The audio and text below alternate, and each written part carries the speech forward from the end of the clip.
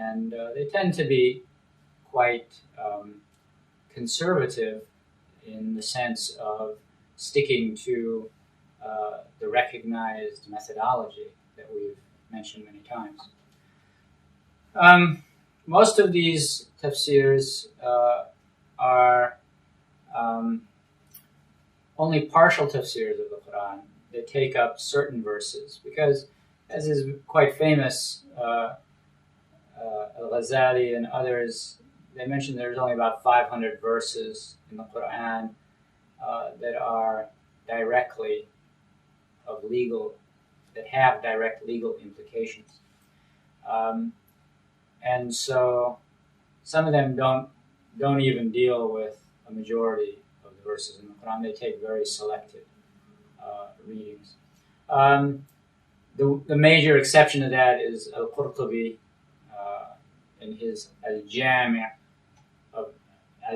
li Ahkaam al-Qur'aan, and the compendium of the rules of the Qur'an.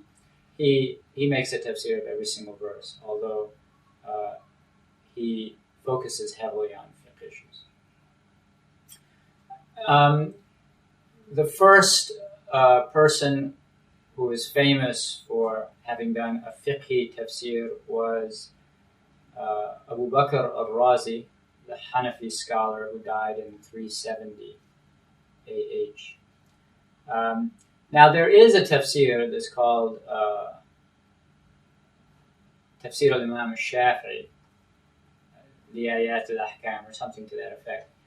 Imam Shafi'i's tafsir of fiqhi verses in the Qur'an. But it wasn't something that Imam Shafi'i compiled. It was picked and selected from his various writings by the famous Shafi'i hadith scholar al-Bayhaqi. And he was perhaps, I'm not sure, I can't remember the exact date of his death, but I think he was a generation or so after al-Jassaas. And then we're not going to be looking at Shafi'i's tafsir. For the Shafi'i madhab, the tafsir that we're looking at is that of al-Kyaa, al-Haraasee.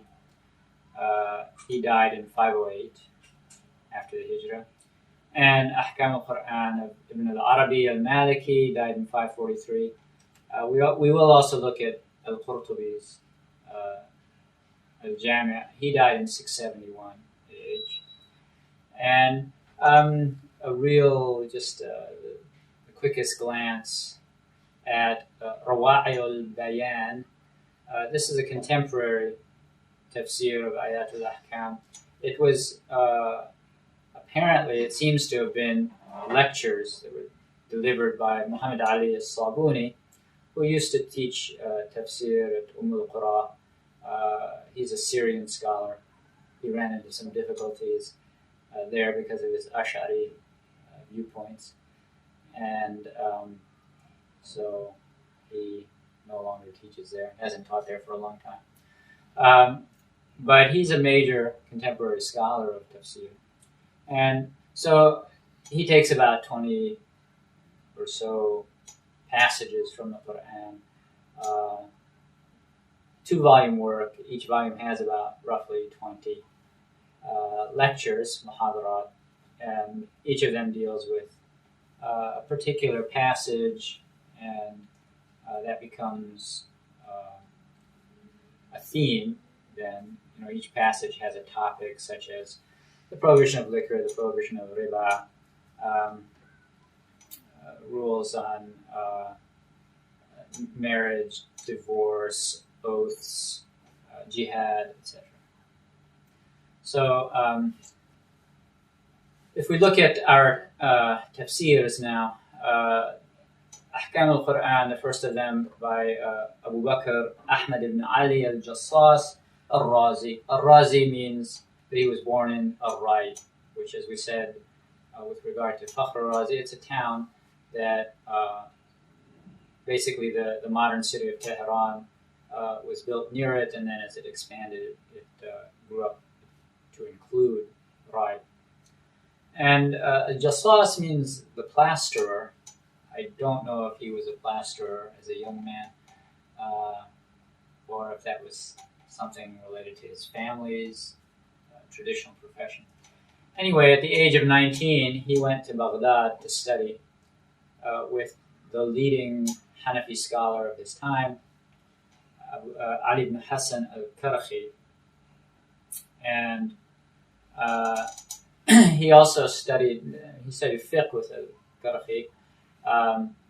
And he studied fiqh, he studied hadith with a large number of scholars.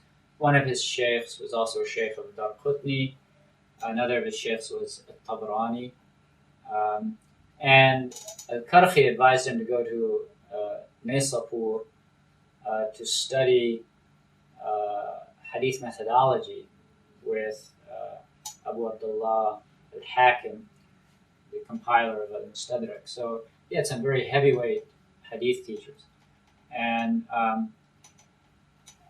then he went back to Baghdad. He became the leading Hanafi scholar in Baghdad after the death of his sheikh, al-Karachi.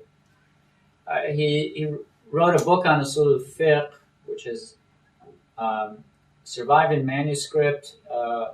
When I looked at a copy of it in the library where I'm studying now, it wasn't complete. They mentioned that they'd only published part of it. So I'm not sure if the entire work is now available or not. However, he's most famous for Ahkaam al-Qur'an. He did a number of other works. He did a commentary on a work on fiqh by Tahawi. But by far and away, his most famous work is Ahkaam al-Qur'an. It's been in print for probably all, or if not all, of the 20th century, the Common Era, most of it. Now, let's look at one of his passages in Surah Al-A'raf. اتبعوا ما أنزل إليكم من ربكم ولا تتبعوا من دونه أولياء. Follow what is sent down to you from your Lord, and follow no protecting friends or allies, awliya, could mean either of those, beside him. Little is it that you reflect. Verse 3 from Al-A'raf. He writes, he uses this as a basis to discuss a favorite usul al-fiqh issue for the Hanafis. He says it's not allowed to oppose the rule of the Qur'an with akhbar ahad, isolated reports from the Sunnah. That's the heading for this section. Then he says, his statement, follow what is sent down to you from your Lord, is evidence that it is obligatory to follow the Qur'an in every condition, and that it is not allowed to oppose the rule of the Qur'an with akhbar ahad. Because the order to follow it, meaning the Qur'an, has been established by a clear statement of the tanzil, the revelation, meaning the Qur'an, while accepting the report of a single narrator has not been established by the tanzil. Other madhabs might disagree with him on that. Therefore, it is not lawful to abandon it. That is because the obligation to follow it has been established by a means that imparts certainty, whereas an isolated report necessitates acts, and yujib al-amal, and he didn't fill in the second half of that statement, which is that وَلَا يُوجِبُ الْعِلْمِ, that it doesn't necessitate knowledge. So anyway, so what he means is that an isolated report necessitates acts only, so it is not permissible to abandon a Quranic verse or to oppose it. This indicates the correctness of the statement of our companions, meaning the Hanafis, that the position of one who opposes the Qur'an with akhbar ahad is not accepted. It has been reported from the Prophet ﷺ that he said, what comes to you from me, compare it to the Book of Allah. What is in accord with the Book of Allah is from me, and what contradicts the Book of Allah is not from me. Now, he doesn't mention the isnad here. Normally he does. And he narrates it by what's called sighat al-tada'if. When you say it was reported from, rather than the Prophet ﷺ said, that's a hint the isnad for that's not very strong. And although I didn't check the isnad on this while preparing this particular lesson, I believe that I remember seeing this particular narration in Shaykh al-Albani's book on Silsilat al-Hadith al-Da'ifa wal-Mawdu'a. So there's probably some problem with that narration. Anyway, this, in our opinion, is with regard to that which reached us by isolated narrations.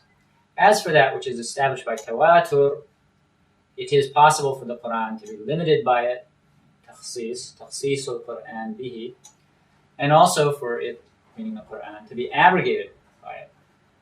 Allah said, and whatsoever the messenger gives you, take it. From Surah Al-Hashr, verse 7. Whatever we're certain the Prophet ﷺ said is on a par with the Qur'an in requiring the rule that its text indicates.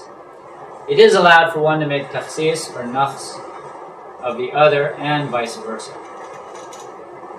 Okay, so that's all he had to say about that particular aspect.